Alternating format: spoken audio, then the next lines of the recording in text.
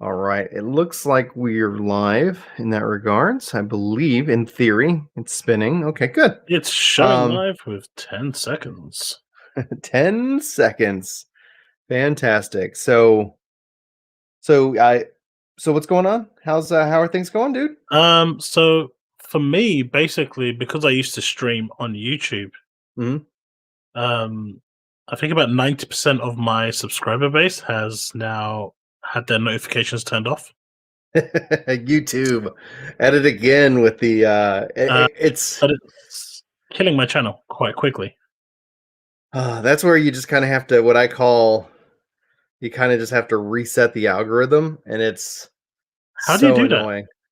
So what you do is, and it's purely like anecdotal, you go into your YouTube analytics, you see what videos that people really like enjoyed in terms of watch time, and then you just feed the algorithm those things so it kind of builds back up that value. We were talking with Benny from Comic Storian about the same kind of thing. Like every time that there's these major like changes in the algorithm, and sometimes it just like, okay, videos aren't getting pushed out to your subscribers, they're not getting notified. It's like you kind of get back to basics. I kind of call the terminology like sowing the field. It's like, okay, well, I guess what I just kind of default whenever like the YouTube is feels, and it's all feeling, right? Like I don't have, you know, one way or another to sit here and say, yep, this is what's happening. That's where I just kind of divert back into guide making. I just avoid anything that um that typically doesn't necessarily perform well, but usually performs better.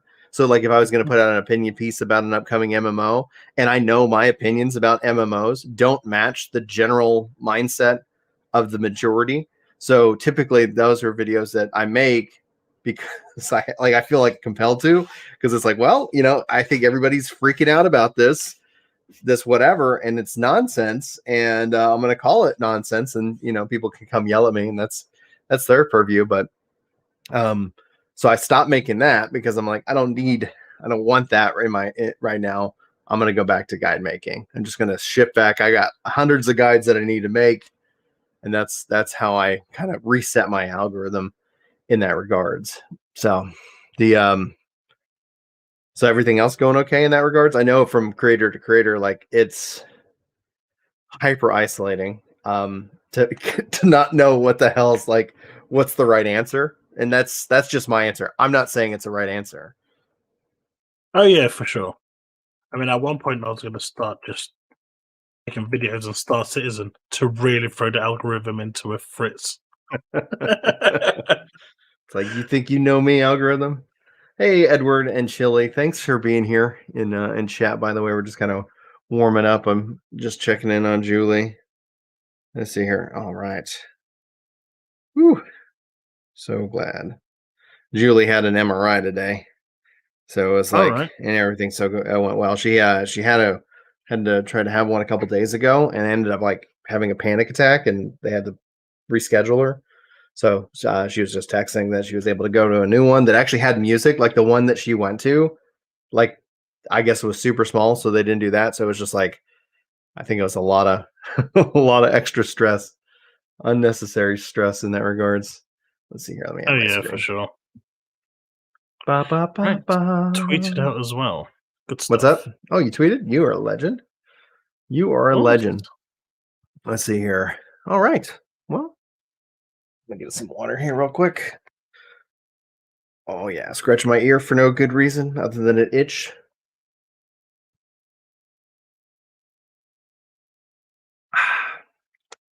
Okay, excellent, excellent. So, main focus is today's just a New World casual chat. We're gonna get caught up on the information. Hopefully, chat enjoys the show. But as always, these are casual conversations. Thanks for those of you who are turning, uh, turn, turning into the show live. And feel free to weigh in. I have in the chat the pin messages in case anybody wants to just join in the show, weigh in with their thoughts. If a topic or a question kind of interests you, we might do a call-in show as we usually do. Also, I'll announce this in the show itself as it gets edited, but in the links in the description, you should see Ginger Prime clips we've been taking the podcast and breaking it up into a lot of different clips over there. I think that ends up being what a lot of people like, and go from there. If we don't like it, pitchforks are ready. Chili, you're hilarious. We got 2 chilies in chat right now, Chili and Chili Two of them. Demon. So we're collecting chilies as a part of what our podcast goal is. Once we get to 10 chilies, we end up having to shut down the whole podcast, make a whole new one, rename it, start over counting from 1. All right, cool. Are you ready? Yep. Are you ready, chat? Are you ready? And we are recording because I'm a professional brand. And let's do it. Cool. Sitting up like I'm excited because I am. This is gonna be good. All right, here we go. Hello and welcome to Epic Loot Radio. I'm your host. Joining me in the co-pilot chair today, we got Chaos Prime Y or ZYT. My dyslexia getting the better of me in that moment. Thanks so much for tuning in, guys. If you're here with us live, we appreciate you hanging out. If you're joining us in the MP3 format, hopefully you enjoy the show. Today's focus is going to be solely on upcoming New World. We've got a lot of little videos that they've released. We're going to put those up on screen. We're going to react to them. We're going to talk about them. We're going to talk about the patch notes. New World's beta drops in July, which is only a couple of weeks away, with the full release in August. Now, also, if you guys are interested, we have a new channel, Ginger Prime Clips, where you can find these bite-sized little topics, reactions, highlights from the podcast and show over there. I hope you go check it out and subscribe. We just crossed over the 130, I think, mark of subscribers on the Clips channel, so we appreciate it. Trying to get that to its magical 1,000 subscribers, in which that I can actually tag the channel and more. So that's going to be a really good time indeed. But before we dive into New World, as we start these shows off very casually, these are conversationally based. You can always feel free to join into the shows live with us. We do post the links in the chat if you want to join into the show. Come in, weigh in with a question, topic, or just hang out with us. It depends on how the day goes. But I want to ask Chaos, dude, how are you doing? What are you playing? And are you excited about Scarlet Nexus? I am very excited about Scarlet Nexus. I'll be picking it up this week. I didn't quite make the criteria. Hot topic, I know with that word, for a review copy. But yeah, I'm really excited for it. I really enjoyed the demo. I'm really a big fan of that art style, the anime art style. It's something that just does appeal to me. Yeah. And when I played the demo, it was really impressive. And I've heard from reliable sources that the actual gameplay has gotten a lot tighter and a lot better than the actual demo. So that's even better news. In terms of what I've been playing, I've been all over the place. Ratchet and Clank, bit of Returnal, Final Fantasy 14, can't go without that. Bit of Genshin, and yeah, it's just been all over the place at the moment, just trying new stuff out. I also played on Dark Alliance. Yeah? Which I don't understand the hate it's getting for now. I mean, I played the Xbox version, not the PC version. Streamed it for 3 hours, so anyone can actually go and check out that stream, because the VOD is there to see that I'm not like chatting crap. Not a single bug. Not one. At all. That's great. Flawless. I mean, I don't know about the PC version, but on the Xbox, playing solo, I encountered nothing. And the VOD is still there for people to go check it out if they think I'm fabricating things. Well, hopefully at some point you'll be able to get your hands on, those review copies. I think that ends up being kind of a form of validation in terms of content creation. Something of a hot topic, I guess, going on right now within kind of the bigger overall communities over on Twitter. So I do appreciate you tweeting that out. For me, I haven't been playing much, man. I've been, honestly, I've avoided trying to make the video, but I just feel like I've been struggling as of late. I've been working an insane amount of hours, which is a weird thing to be kind of frustrated about, because like the family's we're being provided for. I worked so many hours in the first half of this month that basically what I need to make and take home in a month was paid for in the first half. Like and then I'm working just as much the second half. So we might actually start to be able to kind of try to climb our way back from last year. So that's kind of the trade-off. But I'm just like, I guess I just need a game day. I don't know if any you guys out there like have that kind of concept. But I just need to make a time where I can just kind of turn everything off, not worry about content creation, not worry about like working any kind of program. And I don't even need a full day. I think right now I take if I could get 3 uninterrupted hours, I think that's something I need to recharge my batteries. But I've been able to dabble barely with Phantasy Star Online too, New Genesis. So I just was able to kind of get a little playtime in last week. So out of the dailies, which is a concept that kind of is frustrating, I've been able to hit and clear off one set of dailies in that game, and then that's pretty much it. I think I got it last week. Got to play a little Peggle with Julie. So if you guys have not played Peggle, huge fan. It's a lot of fun. It's a simple game to kind of pick up, play, put down, and more. But what I want to kind of shift my focus in on for this show, for this my answer here is what I'm looking forward to playing. Like when we look at the course of the summer, I know I'm not going to be so busy over the next couple this whole summer. So I'm really looking forward to being able to dive more into Final Fantasy. I want to finish off my Blue Mage this summer. I want to finish off my relic, at least one relic. And I want to kind of just have some fun with that game and hopefully help people farm up some mounts and things like that. Just trying to think what my summer plans are for that game. And then I'm really excited for New World, which is dropping later this summer. And then we still are also kind of on the fence about what's happening with End of Dragon. So that question kind of now pivots to you, Chaos. What are you excited to play over the course of this summer? Like, is there anything that is on your radar that is a kind of just something that stands out to you? I was actually thinking about this for quite a while for multiple reasons. Mm-hmm. And there really isn't much that's on my radar for the summer. There's not much I'm actually looking at. Most of the stuff that I wanted to play came out front loaded within the first 3 months, like Returnal, Ratchet and Clank, Scarlet Yeah. Nexus. You've got the beta for New World coming, so I mean that's coming next month, right? Yeah, July 20th is the beta for New World. So I guess you can count that as summer. But in terms of like other games, there's very little. Ascent looks interesting, so I wanted to try that. Lost Ark is another one but that's coming towards the end of the year, right? That's fall. Tales of Yeah, Arise, apparently, I guess you might classify that as September. a summer game. Yeah, September depends on summer? what September. Yeah, September. Summer doesn't. Really? Summer runs from June 21st. I'm going off of the solstice calendar here. This is how I function. June 21st to September 21st. That's summer. And then fall kicks off September 21st all the way to December 21st, and then winter is December 21st to March 21st. March to June. That's how seasons work, and that's going to be how it functions. I do want to say and take a pause here. Thank you, Michael, for joining in with membership at the Vishap level, the $5 club. We appreciate your support here of the channel. I just want to say thank you because that's actually a perk. Random shout outs for members here on the channel. Thank you for supporting the channel and the podcast specifically.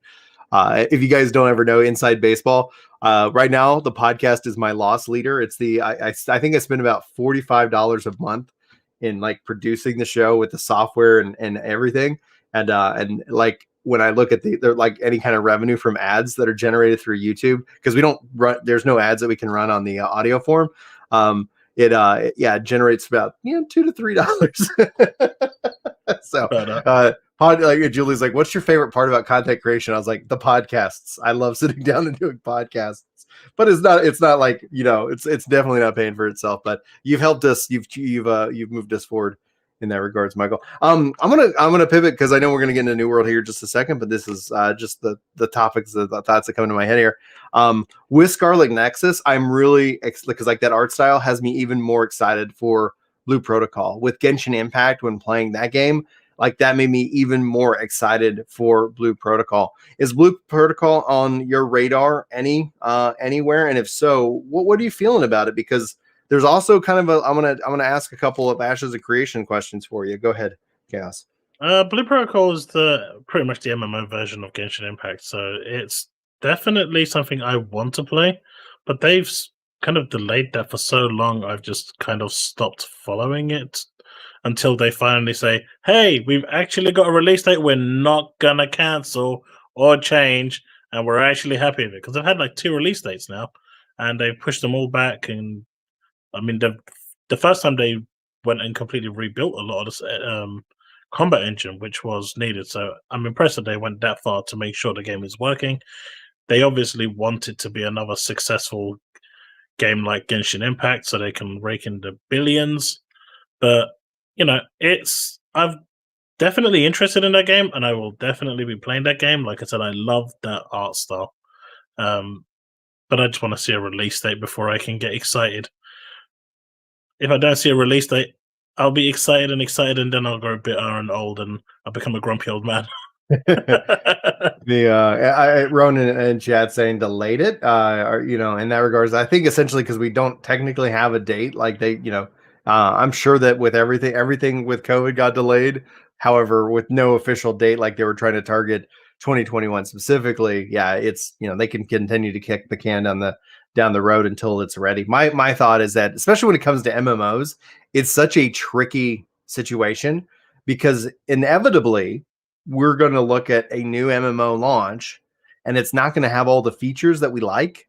And because of that, the MMO that we're, coming from, like let's say 14 in this case, 5, 7, 10, 12, like it's going to continue to have a ton of content, a ton of things to continue to do, a really engaged player base.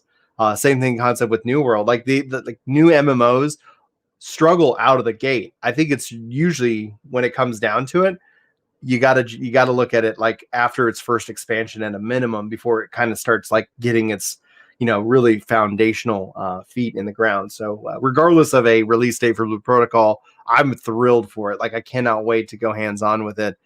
But like it's not about how it launches. It's like, okay, how is it at 2 years after? How is it 3 years after? And the only way you can get to that is obviously with time and letting it go from there. Careful Are now. you excited? Oh, go ahead. I was gonna say you're about to sound like Todd Howard. No one wants to sound like Todd Howard. It's not where you start, but where you finish. That was bad taste with Fallout 76. Oh man, I actually had somebody ask me if that and say they wish I'd go check out Fallout 76. You should. Is it good now? It's just a lot better now. It's a lot more playable. I know the meme is still out there with everyone like, Fallout 76 meme, yeah, but they've improved it leaps and bounds. It's, graphically, it's never going to be great. It's using an engine that's older than my Atari, but the actual game itself is pretty decent now. It's in a good place, and the one thing I have to commend them for, even through the worst parts of their development after launch, the community managers were always there. They were always on Reddit answering questions. They were taking a beating, but they were there. And they were always trying to reason and sympathize with the people that paid their money, got the game. And I think that's highly commendable because you don't see that every day. Right. Well, I mean, then you just confirm Todd Howard's belief in that regards. It's not where you start; it's where you finish, right? Oh yeah, but it still got damaged. It lost players. So there's people that will that's never where, go back to it. right? But that's where do we classify gamers in certain ways? Because like just on the graphics debate alone, graphics are great. Like I'm not going to sit here and say that a pretty game isn't enjoyable. But I don't play games for prettiness. I can go look at a picture or watch a movie, or I can go, look at my wife. She's gorgeous. It's like beauty is in the eye of the beholder, but it doesn't, I think, dictate gameplay. So if a game could be the most beautiful game ever, but if the gameplay isn't there, like then no one's really going to, if a tree falls in the woods and no one's there to play it, like was it a game? See, the problem with Fallout 76 was even the animations were completely balked. You had T-posing dogs. You had literally creatures that were just like that, and they had zero animation, and they'd just be sliding like this towards you. It was like a 60s movie with just a cardboard thing coming at you. You had dogs and creatures and stuff. I think the most impressive thing that I read with Fallout 76 was when the community got together and set off every nuke at the same time, and it actually took the servers down. That's exciting. That was funny. That was funny. Well, let's I like that. let's continue the discussion there though, and let's look at Cyberpunk 2077. Just released patch 1.23. I was playing it the other day, just kind of seeing if it's something that ultimately, plays, into the overall game and the concept. So, is that something that, if it finishes, like I even put out the question to my community, and none of them were like, guys, like it's been 6 months. There's no way they're actually going to turn this around. Do you think Cyberpunk 2077 has a chance? I think they'll fix it. And they've made their money. They've made more than enough money to call it a success financially. I'm happy that they're still working on it, and they are going to release a PS5 and Series X version some point this year.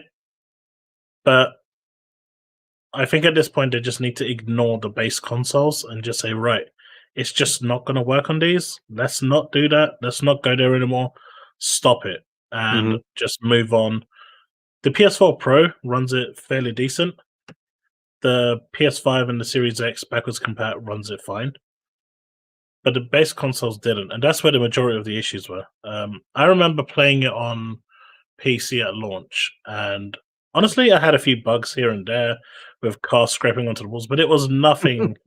But it wasn't a showstopper, and you know what I mean by a showstopper, right? When you look at when you look at the trailers, when you look at how the game was marketed and then how it was delivered, I never felt that. See, that's the problem. The connection. They doctored everything to the T, and they're never honest with the community. Now, Fallout 76 came out, and they said, right, this is the condition of the game. Instead of us charging you $60 or £60, we're going to charge you $20. It's early access. We're bringing it out of that. The games are going to have microtransactions anyway. So that extra bit of revenue that they're losing out would have been recouped through microtransactions anyway. The community, in my opinion, would be a lot more open to that because they're openly saying that it's an unfinished product. And we need to release it because we need to recoup some money to continue development because we've run out of budget. That's essentially why these games come out in that state anyway. They run out of budget. So the shareholders turn around and say, hey, if you want to continue working on this game, release it because we need more money. And that's fair. Games are getting more and more expensive every year. They're becoming a lot more high profile, a lot more longer in length, a lot more development hours. So it's not like back in the Mega Drive days or the Saturn days when games used to be a lot more simpler just to develop. It's a lot more expensive. But if you're going to release the game in a shoddy condition, the price needs to reflect that, and you need to be open with your community. You'll find that a lot of people will be a lot more amenable to you had they done that. And with the reputation that CD Projekt Red had, which was pretty much on the level of God tier, you couldn't touch them. They were the most successful gaming company in the world because of their goodwill. And they took that and decided to completely trash it for no reason whatsoever. Yeah, they cashed a big check of that goodwill. And the thing was the impressions that were completely mixed from the experience, because my experience with Cyberpunk 2077 actually was pretty good outside a handful of bugs that kind of ruined the ad. Like, it's okay, but overall, like, it did more to advertise the strength of Stadia than it did anything else, because everybody was like, oh, it runs great on my $3,000 PC, and I was like, it runs great on my service that I pay nothing for, and it runs just as good as your $3,000 PC. And then at the same time, I'm looking at over at the like at the PS4 and the Xbox clan, and I'm like, I feel horrible for these people. I feel like they were just like completely manipulated, because the game also was announced before the PS4 was even announced. So it's like, when you think about it, like, hey, we're making a next gen game, next gen times 2, like, and I think that's just where marketing budget leadership kind of gets in the way. But to the point of it, though, is that I do kind of see that within gaming and gaming culture, there tends to be a divide, a split, some kind of, in a way that it's like you have gamers that are what maybe are just kind of fad gamers. They just follow whatever has the hype and probably are constantly disappointed. If I was going to summarize this like theoretical group up, because they just follow the hype and the hype comes, the hype goes, and they are just waiting for the next dopamine hit of what's the next big game that everybody's playing. But then I think they're like kind of like gamers that are just like, okay, like I'm here. This is something I'm enjoying. I'm not diving into any of the drama or the chaos or like, okay, yeah, it's buggy, but I'm having fun with my friends. I think if essentially the the gamer who I would, I guess, try to cultivate and attract into any kind of game is a gamer that would be willing to take a second look or a third look, especially in games that evolve. In a single player game, I think probably we're all the same. Like you launch a single player game that's complete, and okay, you get one shot because everybody's going to move on to the next big single player game, and things like that. But when it comes to the multiplayer games as a service game, it's like if you're gonna write it off based off of your first impression, you should at least wait 2 years before you give yourself that first impression. Because I have yet to see a game launch in a great state that has go ahead. Well, it's like you hit the nail on the head on many points there, but I think content creators themselves also have a responsibility to, be that middle ground. Mhm. I watched a review for Dark Alliance because I was actually really upset with that because the review I watched completely destroyed it to the point where it was worse than Cyberpunk. Hmm. Um, and I almost didn't try it until I realized it's on Game Pass. Why wouldn't I try it? Yeah. And I would have regretted not trying it. And I feel, those people that are getting the codes early are getting it without the day one patch because there's always a day one patch, which fixes a whole host of issues. But I feel content creators also egg on that negativity. So, like, people in their community don't even need to play it. They'll just say, well, X content creator said it's completely and utterly rubbish. So I believe him. This game is bad. This game is dead on arrival, and move on. And won't even give it a second thought to try and cultivate their own opinion of a product. They But just I challenge the concept that would we classify those with that mindset as gamers?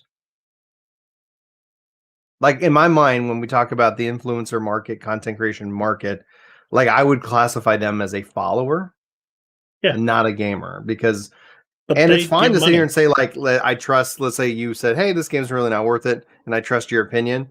Okay, cool. Maybe I hold off on playing it. And then somebody else says, hey, maybe you would enjoy it. Like, I think the real only review when it comes down to it is your personalized review. The only review that matters is yours. If you're constantly having your entire opinion being formed from others, I don't know. Maybe that's a level of maturity issue. Maybe that's just the way the world is right now, and I'm just ignorant. That's a complete It's possibility. pretty much the world is right now. If X person who has a high standing in the community says it's bad, then it's bad, and people go off that. And I think it's silly. But when you look at CD Projekt Red, especially, the Witcher series, which one of them launched in a good state? I don't think any of them. I think None essentially of people them. remember They the. were all bad. It's all rose tinted glasses. Mhm. All of them were poor. It took them how many years? 3-4 years before Witcher 3 got to the point where it was actually a really, really good game to play. Mhm. But none of that was remembered. And I remember speaking to my friend and I said, you know what? I have a really bad feeling that when Cyberpunk launches, it's going to be a colossal mess because no one remembers what Witcher series was like. I And he, literally put out a video going like, "Hey guys, it's gonna be okay," and it's like people like they get this like I would have equated to kind of almost a sense of like this religious fervency, and as a religious person, like I want to classify it how I kind of see it within even within gaming of like. No, this game's gonna be the perfect thing. How dare you? Like, I get that there's these people who actively go after hate clicks, and I don't understand that methodology. But I was like, literally, like the video is, guys, like it's going to be okay. Like, we've done this to Cyberpunk. Cyberpunk did it to themselves, but Of course. hype and the be all end all game, I have yet to see that work out. Like, I think if those two things do happen, like we're going to see like it's just going to be this like insane, I mean, for lack of a better word, orgasmic moment in gaming history when the game lives up to this unreasonable hype that that ends up being connected to it, right? So that's where at its core I go, okay, and then that brings me right back to kind of and kind of put a like a kind of cherry on the top of this topic is that Ashes of Creation. We're today going to spend a lot of time going over New World. You know, New World is July 20th, August 31st beta release. They delayed it a whole year. Honestly, that's quite impressive in my opinion. We'll be covering that. I've been covering this game for a while. I'm very excited to see, at launch. But I don't think, honestly, I hope the New World launches with the most kind of comes in with a whisper, right? Like let it get its footing, let it find its way. And then essentially at the first expansion, people go like, huh? Like that's when you turn on those advertising bucks, like come in with a whisper. But I've already seen somebody like even in my own comments going like, hey Brian, will you talk about like how people aren't enjoying the Ashes of Creation alpha? And I go, I don't think I will, namely because it's an alpha. I've never experienced an alpha that's ready to go, but I've been seeing Ashes of Creation prompted up onto this like this pillar of saving the MMO genre from itself, and that has me personally very concerned for Of course, a because it's lot of gonna fail. gamers. It's gonna fail. If you build up something to a pedestal, it cannot deliver. You're gonna be disappointed. You're setting yourself up for failure. Um, but you know, people need to stop hyping stuff because that's what's hurting them. But if companies are going to hype their own game to the point where it's like their own doing, like Cyberpunk, that's on the company. But I feel that companies should put out a demo more so people can, Mm. they can see what the content creators say and then say, right, well, this is what the content creator thought, but there's a demo there. Let me go try that demo and make my own opinion, see if I actually agree with the content creator, because you may not. Back in the PlayStation 1 days, there was a game called Battle Arena Toshinden. It was originally released as a competition to Tekken, which didn't really go well at all. I can tell you that. But it was pretty poorly received. But I actually really enjoyed that game. And a friend of mine used to own a video game store. So that's where I actually got to try it. But if I didn't actually get to try it myself, the reviews from the magazines and everything else would have actually put me off. I think demos are fundamental, and publishers underestimate how valuable a demo can be to them because there's one validation coming from a content creator reviewing a game, but then there's another validation completely when you're yourself making that decision on how the game plays and if it's right for you. Mm-hmm. Absolutely. Now, our I'm going to butcher the name. Our Tom Scion says, but as a gamer who has trusted the content creators for reviews, I rarely have a choice anymore. Demos are few and far between. And I Yep. saw the Skill Up YouTube review, and it was scathing. Normally, I trust him. And also connecting into chat right now. Welcome back to the show. I honestly, you're one of my favorite question and guests so far. A, being brave enough to continue to come back, and then B, you have a great microphone. So welcome back to the show. I don't know if you were coming in just to kind of, ask that comment, but I wanted to highlight before I brought you in just to give you plenty of time to warm up your voice. It looks like you're still muted. So what's your comment and or question? Yeah.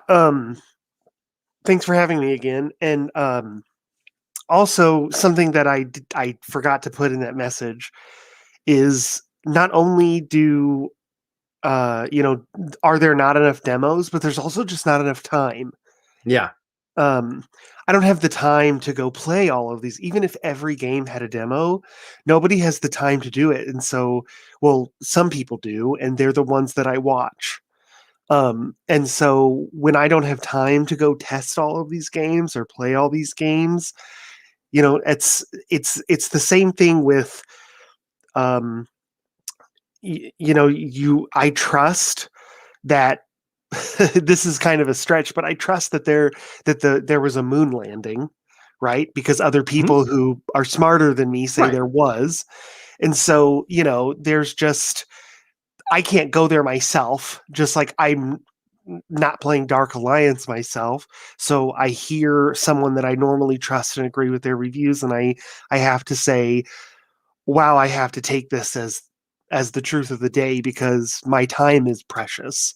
And so I can't risk playing a bad game, not only monetarily, but just time-wise. Time is the bigger monetary issue. It's the only resource we don't know how much we have, and we don't get any more. So it's like, and you could actually do things to get yourself less. So it's like you could withdraw a lot of time really quickly. So that's a really valid point when it comes down to time. So prior to content creators, obviously there was magazines and reviews. So how has the evolution of reviews for you evolved over time, and where do you how do you fall into obviously some of the concerns that that gamers raise against reviewers and their opinions? Well, for me, it's just about finding someone that, just like any other kind of content creator, we think these days content creators are YouTube or Twitch or influencers, but Mhm. back before the internet, it was people who write articles and authors.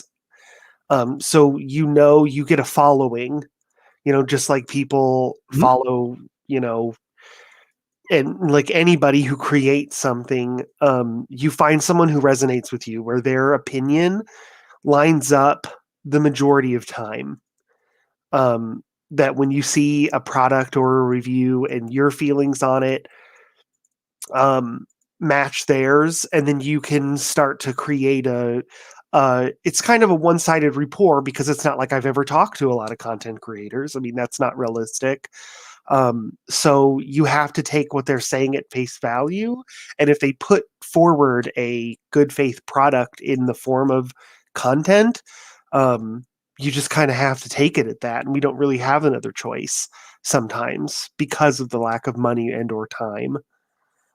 So would you say that like there's also one of the things that I haven't heard you touch on, and if you did, forgive me, but when let's say I saw like a review and it was like that the game's bad for you, you then make a personal choice that you're just not going to play the game. But what I think we were seeing as well, and maybe this is just my perception of it, so let me know if I'm if you don't see this at all, but where gamers take on the reviewer's opinion as their own rather than point. And what I mean by this is this: say, let's say I said, hey, I saw a review by Chaos, and he said the game wasn't great. So if somebody asked me, hey Brian, what do you think about Scarlet Nexus? And I go, oh, I haven't played it yet, but Chaos really liked it, or he didn't. And I'm pointing to essentially a source of truth, as opposed to kind of then saying, I saw Chaos say this, and then he said the game is bad. And then I take on the mantle of ownership of that same opinion, having not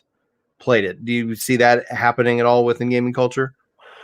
Um, I mean, I think that we have to, just again because there are people that have someone like and I don't let me know if it's not kosher to name drop here. You can name um drop. but Well, I don't want to badmouth people like in that regards. right, but like Skill Up, I watch a lot of his content. Yeah. um We've so done podcasts with the guy. He's a solid guy. Like I yeah. like Ralph a lot.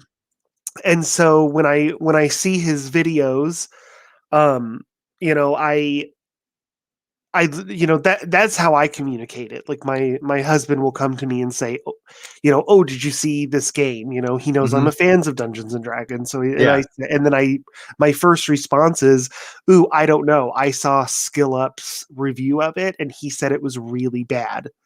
And so what is that, you know, with that being the tool in my belt or the Hmm. sword in my sheath, that's all I have. You Right. know what But I mean?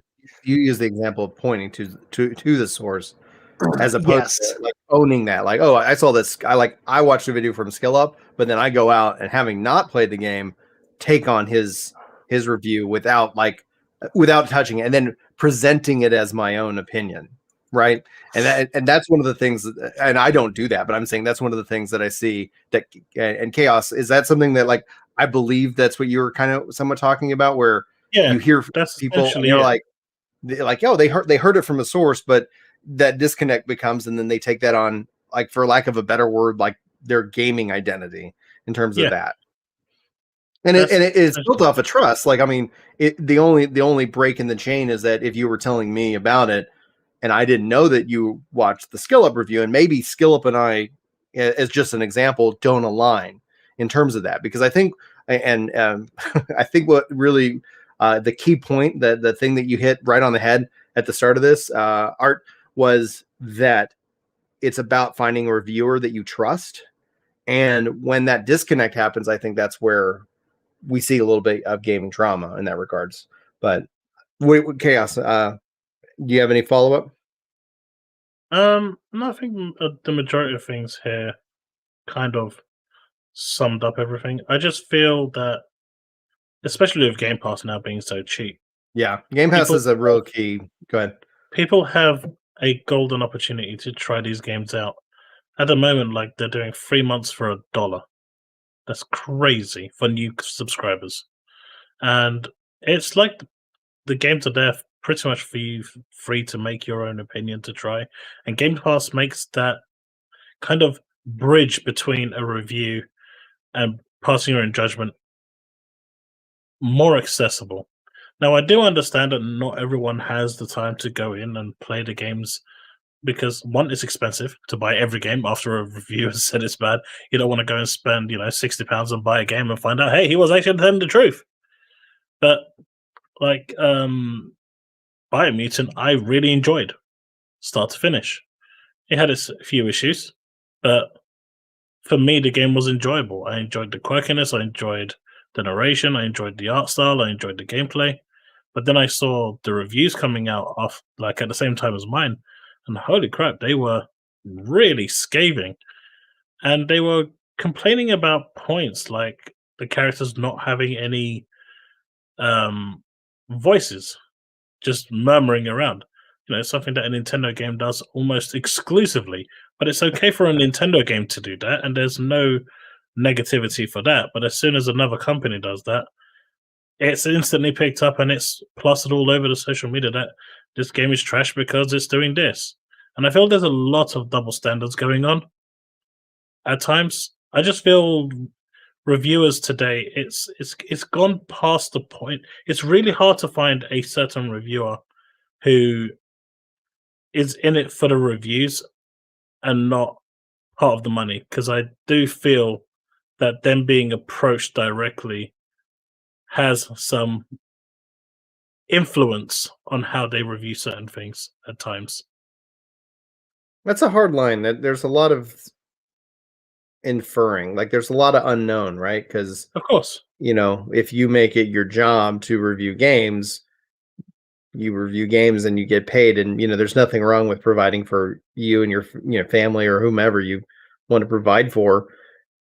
And I don't know, like, it's a hard line in the sand, because I think it comes down to the level of trust, and as long as somebody provides the context in which that they get their review. But I mean, at the same time, it's impossible to sit down and say that if you're if your livelihood is on the line, what kind of, not external pressure, like I've heard from people within news media, and things like that, that said that they were never told that they could not do X, but they knew that X was a big supporter of the network or something like that. So in the back of their mind, like, it always caused them to take so it wasn't like, I don't think you necessarily have to provide external pressures, but there could be an internal pressure mechanism for that. And a part of that could be that, being honest about a game could mean you make less money that month, or, like, and it's hard. That would be a case by case basis. Art, I'd like to give you the final word before we jump into our New World coverage. Sure, thanks. I think just one of the final things that I wanted to touch on is that I kind of wanted to just flip the thought on its head just for the sake of examination, that I think that Chaos made a comment that, you know, there's always a day one patch. There's always, you know, something to that does it a little, like there's always something that improves it. But I think the opposite like view of that is that the game devs decide what to show the reviewer. So if they decide to show something without a day one patch, no one has any option but to show to review what they were given. So if it's buggy, if what they were given was buggy to review, I don't think we can hold the content creator responsible for that. Okay. Can I just jump in there? About 2 years ago, I reviewed a game. Not going to name the publisher or the game itself, but I received a massive document telling me what I couldn't talk about, what I couldn't touch on. And then they told me the issues that were there that they didn't want me mentioning in regards to stuff that are being fixed in day one patch.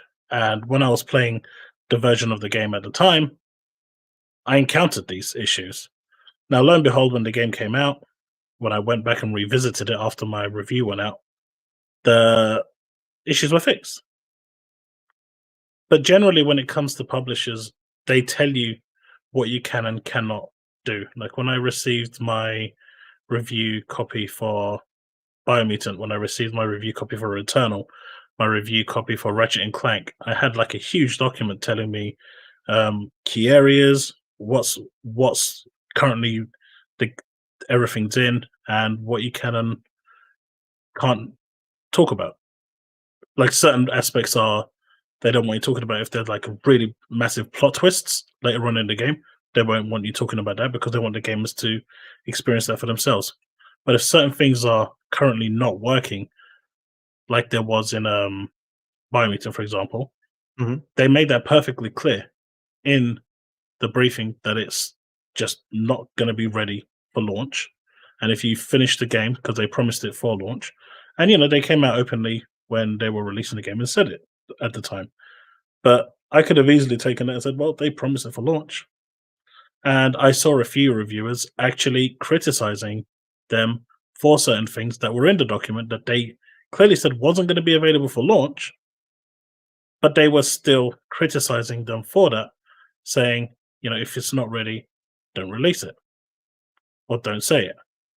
And I get the don't say it part, but they also came out and said, hey, it's not ready, but it will be ready in like a month after launch. And they were still criticized for even those little things that they clearly stated in the document that this is how it is, this is where it's at, this is when we're planning on releasing that aspect of a fix. But I still saw reviewers going around, and because I watched a lot of Biomutant reviews, and I'm sure they all received the same document I did. I can't imagine them receiving a different one. And there's a bunch of stuff in there that they were saying, like, we know about this, and this issue, but it's getting resolved. And it was resolved. But because we didn't have the day one patch, we had those problems. But they were being harshly criticized about it, despite being given notice. And I think, in my opinion, that's wrong. If you worded it the fact that you're speaking about it already is bad enough. But if you were going to talk about it, at least preface it and say, this is the situation. I did encounter these bugs, but I have been assured by the developers that a fix is coming day one. I've heard people respond to that kind of like criticism and reviews to tell reviewers not to take early copies, right? Like, okay, well, just don't agree to their terms and review the game on your own dime. That makes it more authentic. But the reality from a metrics perspective, you can't do that. You get crushed. Like it's, you know, like despite like I would say that, yeah, the more engaged, the more active, you know, your community, that like actually, from a content creator's perspective, like that cares about what you think about a review or a game or what have you. Yeah, they do care, and they're going to be the ones who do. But essentially, you miss out on that huge market, that exposure market. And I'm not saying that you should reviewers should compromise their principles, because at the end of the day, if you don't have principles, then I don't think you ever review. Like if you're just being a puppet, a marketing, an amplifier to the PR company, then okay, as long as I know that about you, I'll just click on skip this video and go to the next one. But I think that there's still that aspect, which is why, like, to answer, like, well, why would people accept those terms if that's the regard? And it's like there's a business side to the content creation, even if it's not like financial, even if you didn't monetize the video at all, you miss out on huge amounts of exposure. And I've seen lots of people talk about it. It's a weird business and a weird line. But Art, thank you for coming on to the show. We might have you back. I want to take some time now to jump into a New World itself. Let's see here, remove, boop. All right. So thanks, guys. That was I love this. I love this podcast so much because it's just so fun to kick back and talk about this stuff casually and more. But now what we want to do is we want to jump into some New World. We might even, I don't know if we'll get to the notes that they released for part 2, namely because the fact that the show's already at 50 minutes, and well, it's it's a long show. Like, all right, so yeah, it's like it is what it is in this regard. But we're having fun, right? We're having fun. That's the whole point of the show itself. We're just to sit back and talk with you guys and have hopefully produce a show worthy to, while you're grinding out on some loot out there in the world, that you're enjoying the discussion and hopefully getting some fun thoughts. But there's a series of videos. Probably will cut the notes from this show. We're going to do a New World show next week as well, bringing on some other New World creators. So we're going to have a new roundtable for you guys next week. But today I want to start with the Armor Fashion Show and kind of just look at it, talk about it, see what we think. But they also have these Turing Eternums. Now, y'all won't hear the audio from these videos. This is just going to be us looking at it and talking about it. But if you're curious, I'll try to include the links in the description if you guys are going to want to go watch these videos for yourself. They're really high produced. You have to see here that I haven't watched many of them, but that's why I was like, all right, I'm just going to sit back and I'm going to come and enjoy this at one point. But let's go ahead and dive into the New World Armor Fashion Show as our first and foremost option. Actually, I could probably unmute it, and that way I can get some I can get audio on my own. Oh, dude, like the narration is great. I do not want to set Chrome as my default browser. What do you use? Unmute site.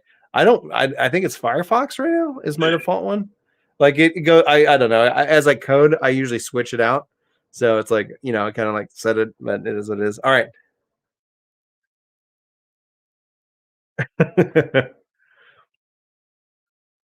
So they're literally doing this like a fashion show. I'm going to have to mute that. That's going to distract me, personally speaking. From the armor set itself, like one of the things I was really concerned about with New World when they first showed it off was I was like, I don't know if this is really my art style. But does this armor set grab you at all in regards to everything they've been showing off? All right, we'll keep playing then. This one, definitely not. There was one in there that I liked. One set that you like? They added, like, with the latest update, over 50 new armor sets. Oh, one of the cool things is in the audio MP3 format of this video, you will actually get the audio from what I'm watching. So there we go. Just if you're watching live, you just got to imagine. This looks really cool. Like if we just take a look at it here, if I scroll back. It's got like a dragoon kind of look to it. Yeah, like that's where the horns got it. I was like, oh, that's kind of like Dragon-esque. Almost Angry Earth is one of the faction things. What I would say would be giving that kind of that mindset or vibe.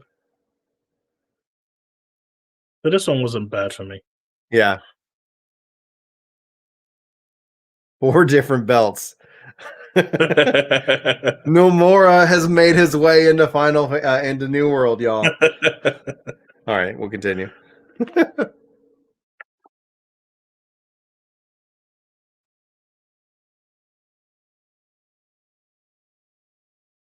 yeah, after this presentation, I'll have one question for you. Oh yeah.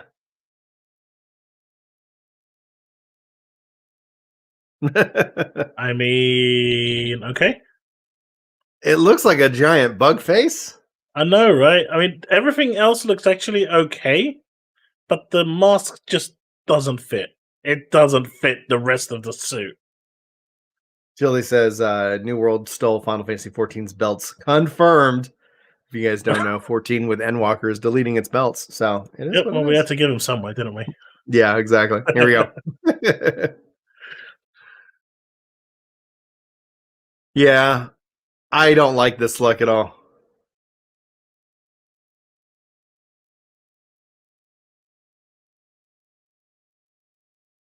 I don't know. If they replaced the facial mask and I don't know, even just took it off completely, I think it could have worked. But the mask ruins it for me. Yeah.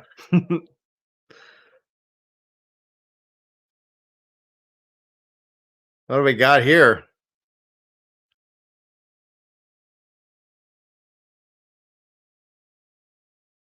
It's El Libre. I love the purple. It's El I love Libre. that. I like the chain and I like the helmet. Like this looks like some really good plate armor. Fascinating. This was stuff. my favorite one. Oh, this was cool. Like I have yet to see the whole set. So all in all, like this looks really nice. Yeah, I think it had just the right aesthetics for me. Yeah, I really like the design of it, and it's got belts, like lots of them. Mm-hmm.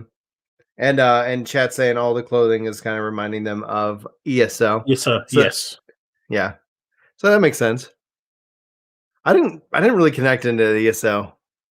No, me neither. Peace the resistance. Nope. Just nope. Move on.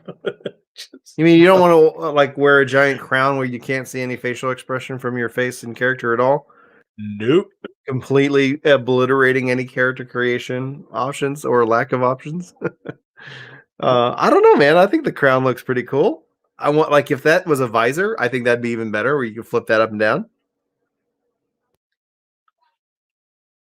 That was a complete nope for me.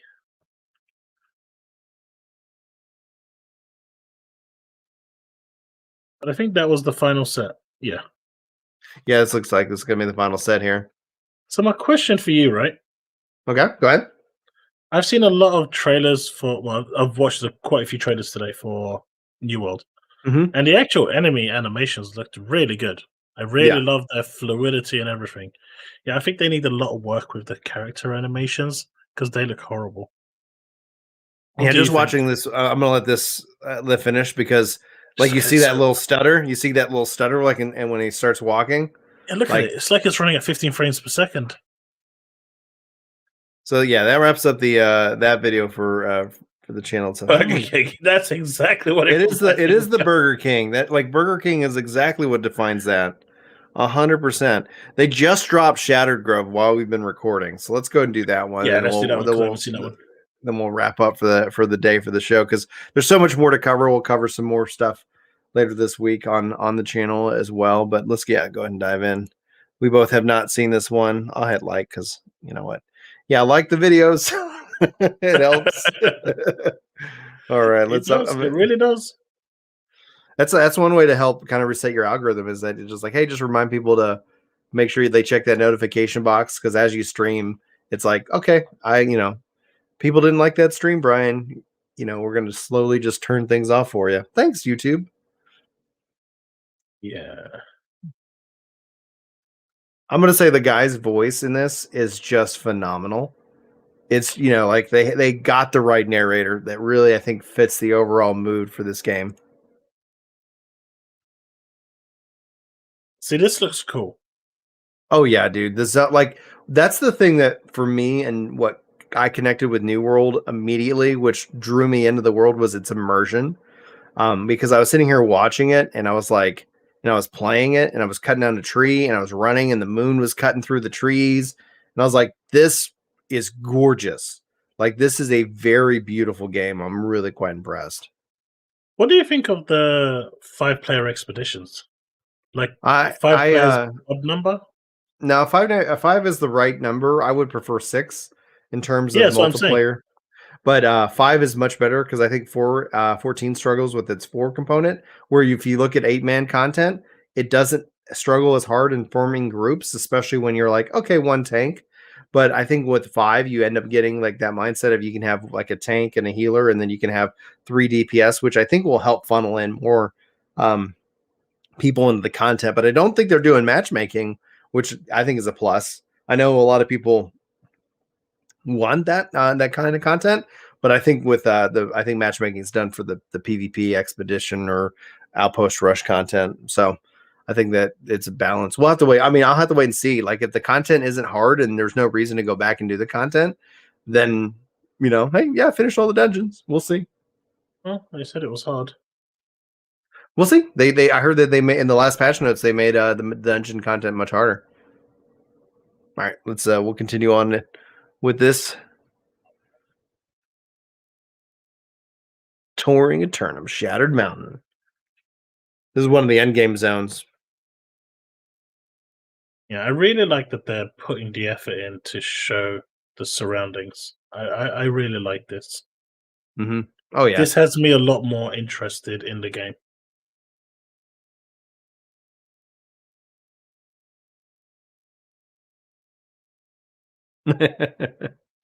Caminus.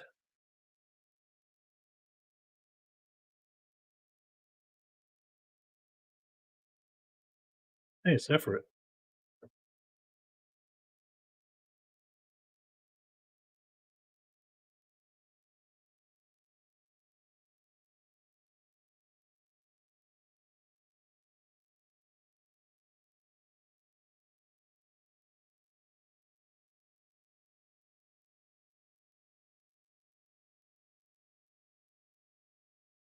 Tinctures.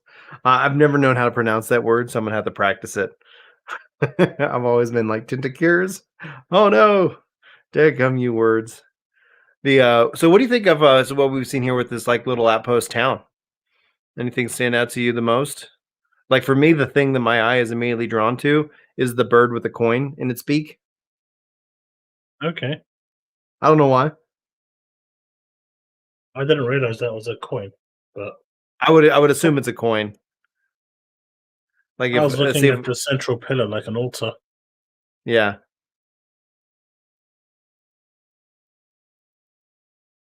Ooh, look how beautiful this is. Like the colors in the woods and the foliage alone make it feel truly next gen. To the point where Final Fantasy showed off one of its next gen engines, Square Enix did, and I was like, what would Square Enix do with this kind of level of resources and engine?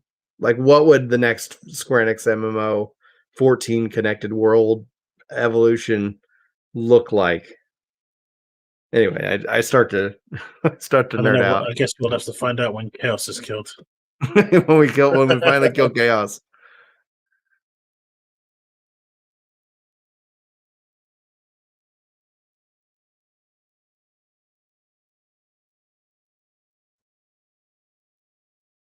The Eye of Mordor. The Eye of Mordor. A cursed cave.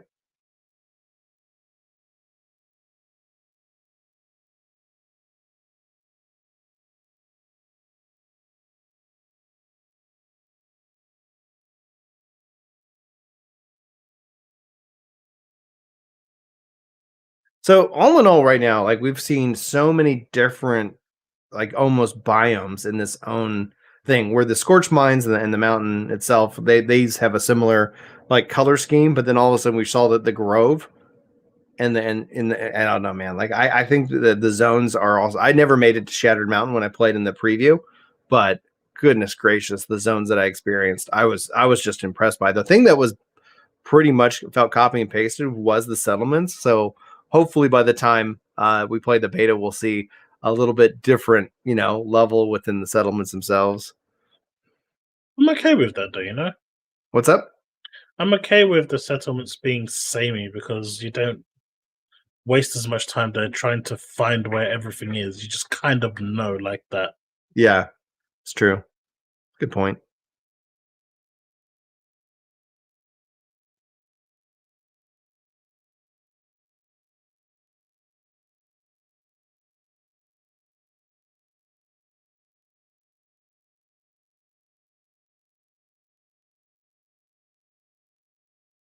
Hmm.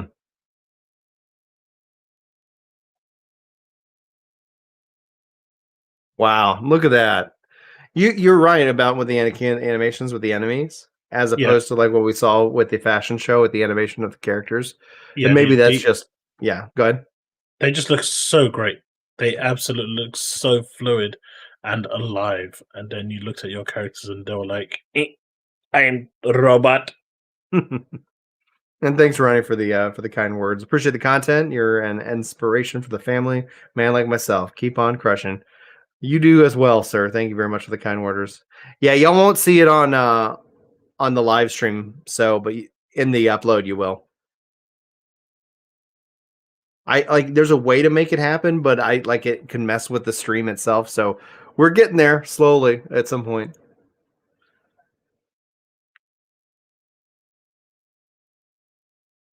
Man, look at how gorgeous that is. You got the sun coming in. This is what I'm talking about with the moon. When I played, like the moon was shattered, like shining through the different trees.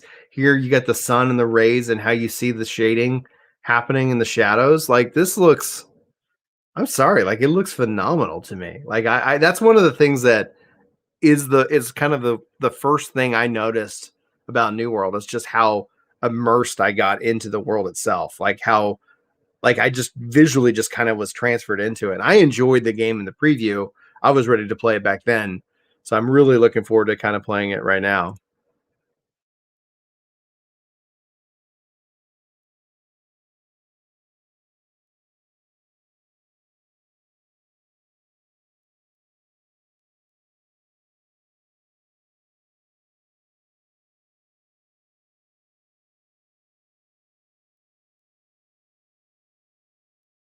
Hmm.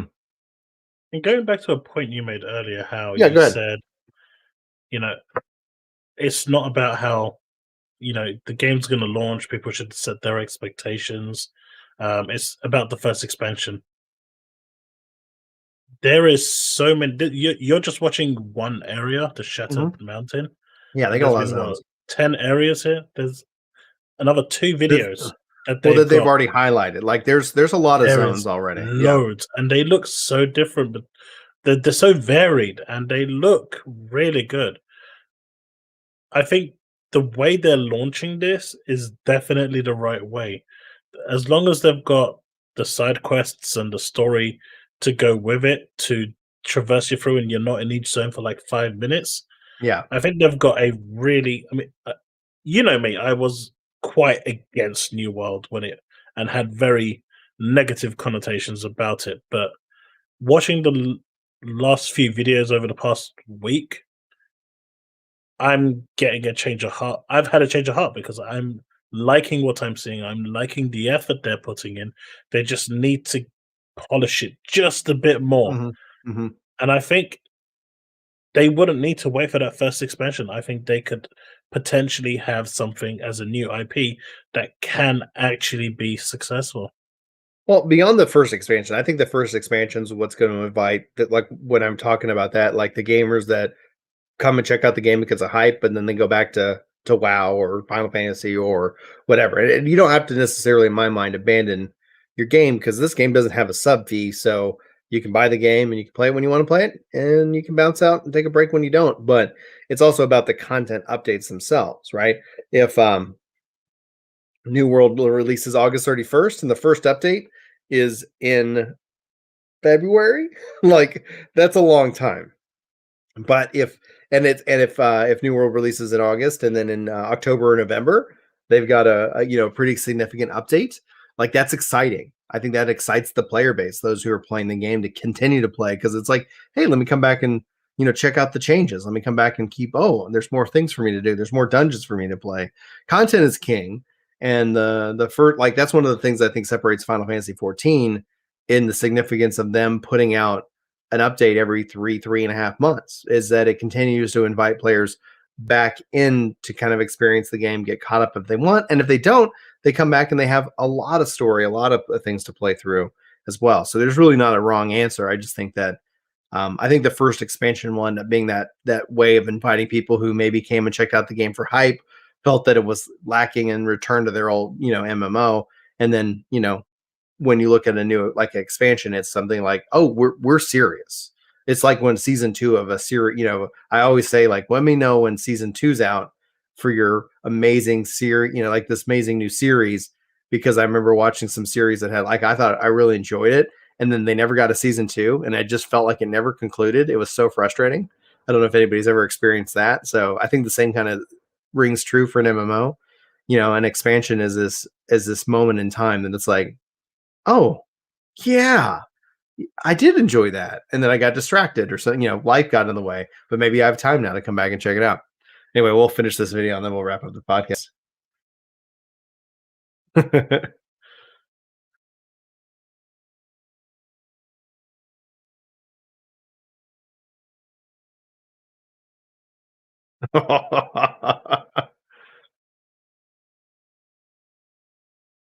This looks fun.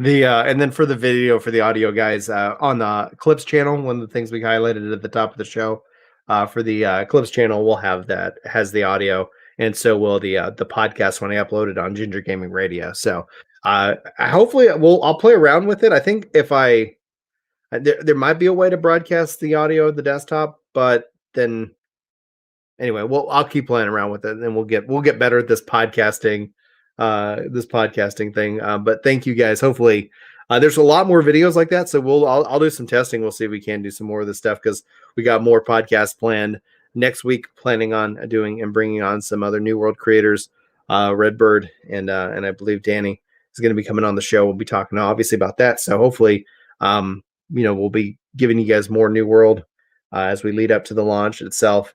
And yeah. That's the kind of the show that I had planned. We ended up having just like the most epic of conversations, as we always do here on Epic Loot Radio. Epic Conversation Radio is the real name. You got some loot. When you open up, what's in your box? A great conversation. It's an epic, it's a purple conversation. Chaos, where can people find you? You got any final thoughts? Anything you want to say to wrap up today's show?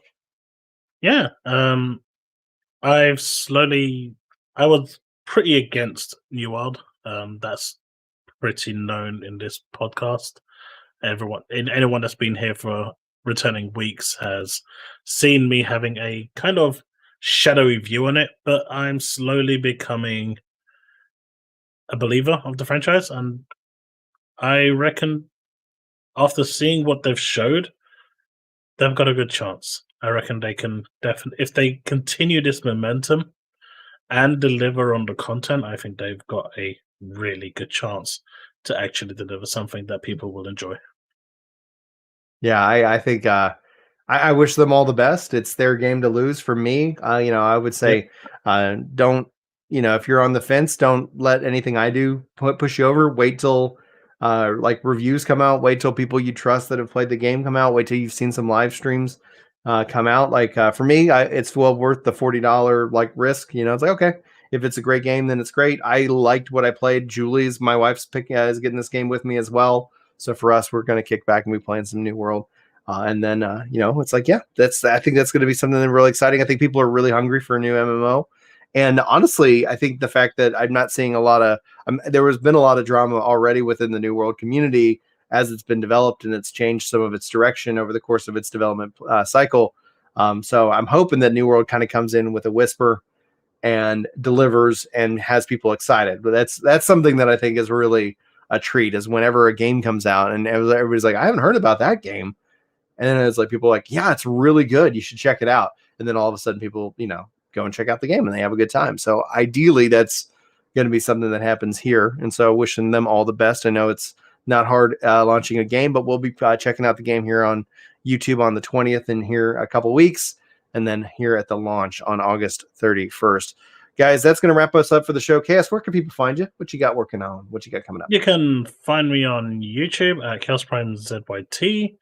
You can find me on Twitch at same Chaos Prime ZYT, and on Twitter at Chaos Prime Z without the YT. I cover all sorts of games on my YouTube channel at present, and when I stream, it's a variety streaming channel. So whatever's new takes my fancy. It's usually good fun in there. So feel free to stop by. Feel free to stop by, guys. You've been listening to Epic Loot Radio. This is part of the Ginger Prime and Gaming Radio Network, I guess, if we were going to put a label on it. Thanks for being here. You guys are awesome, and hopefully you'll catch us in our next show next Friday. But until then, take care.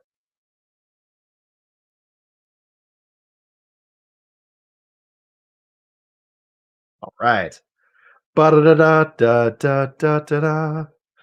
All right, and recording done. Dun dun dun dun dun dun dun dun dun. Yeah, that just happened, chat. Like, have they added the clip feature to the channel yet? Because they were saying they're going to be rolling it. Yeah, they have. So, is it on my channel, or is that something I have to enable? I can tell you now. It is not on your channel. Is that a feature I have to enable? I believe so. Wait, it should be on your channel. Yeah, I don't get a lot of things. There yet. How do you get? Is it on yours? I don't think it's on mine. I haven't seen it because I don't stream on YouTube no more. Well, it's beyond the stream itself. It's supposed to. They're supposed to add it to. Just videos in general. Mm-hmm. All right. Okay, YouTube. Well, it's your game anyway. Thanks, guys, so much for tuning in. Yeah, man, that was a great show. Thank you very much, Chaos, for making the time as always. Anytime, dude. All right, I'm gonna end broadcast, guys. Thanks for being here, and we will see you soon. Bye.